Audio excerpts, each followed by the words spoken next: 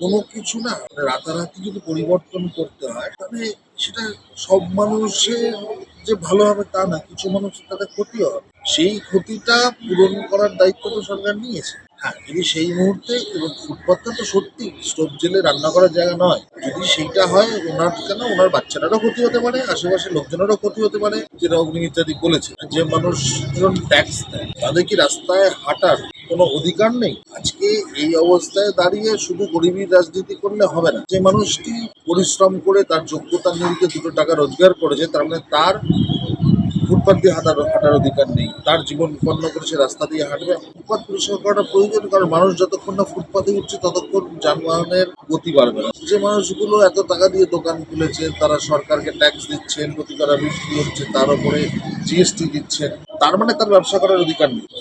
শুধু গরিব গরিব গরিব গরিব বলে সারা জীবন অত্যাচার চলে যাবে তার উপর, এটা তো হতে পারে না।